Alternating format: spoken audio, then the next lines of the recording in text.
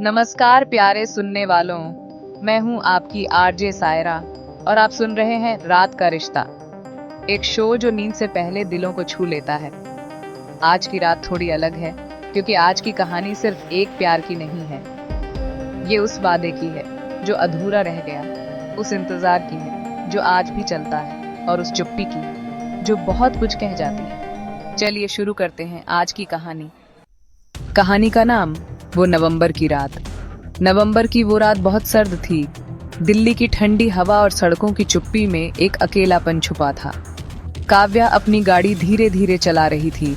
Radio पर कुछ पुराना गाना बज रहा था, कुछ तो लोग कहेंगे, और आंखों में नमी थी। वो जा रही थी अपने पुराने कॉलेज के पास, जहां 5 साल पहले उसने किसी को आखिरी बार देखा था। वेद, वेद, एक ऐसा नाम जो कभी उसका सब कुछ था।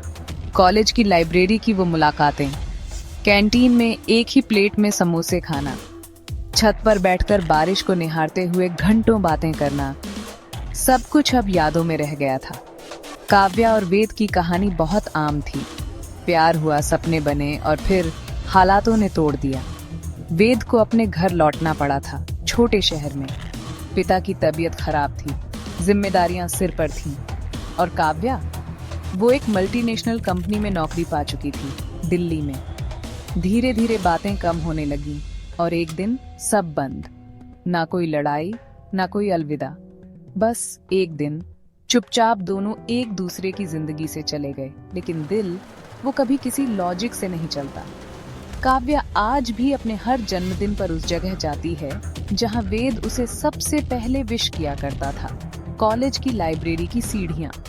आज भी हर नवंबर में वो वही कॉफी पीती है जो वेद को पसंद थी, बिना चीनी के, एक्स्ट्रा स्ट्रॉन्ग। और आज वो एक बार फिर वहां थी। कोई उम्मीद नहीं थी, कोई सपना नहीं था, बस एक एहसास था कि शायद कहीं वो भी उस पल को याद कर रहा हो। तभी उसने देखा, सामने पार्क की बेंच पर कोई बैठा था। सर पर टोपी थी और हाथ में वही कॉफी कप। दिल जोर से धड़का। धीरे धीरे वो कदम बढ़ा रही थी, सांसें तेज हो रही थी। वो व्यक्ति खड़ा हुआ, चेहरा धुंधला था, लेकिन जैसे दिल ने पहचान लिया हो। वेद, तुम अब भी वही कॉफी पीती हो? काव्या की आंखें भर आईं। उसने कोई जवाब नहीं दिया, बस बैठ गई उसके पास। शादी कर ली? काव्या ने सिर हिलाया। नहीं। क्यों? शायद किसी से वो जुड़ाव नहीं हुआ, मैं भी नहीं कर पाया। उसके बाद बहुत देर तक दोनों बस बैठकर पुरानी बातें करते रहे। ना कोई वादा, ना कोई नया सफर। बस उस रात दोनों ने अपनी अधूरी कहानी को फिर से जी लिया। और सुबह होते ही काव्या ने उसे देखा और कहा, अब शायद मैं फिर से मुस्कुराना सीख जाऊं और मैं फिर से जीना। फिर दोनों अलग हो गए। पता नहीं अगली मुलाकात कब होगी, या होगी भी या नहीं, पर वो नवंबर की रात दो अधूरी रूहों को फिर से जोड़ गई।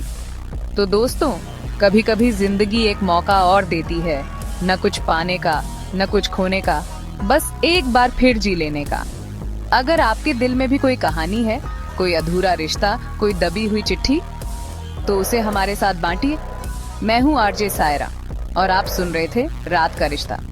अब मैं इजाजत लेती हूँ, पर याद रहे, रिश्ते जो दिल से बंधे हों वो कभी पूरी तरह टूटते नहीं।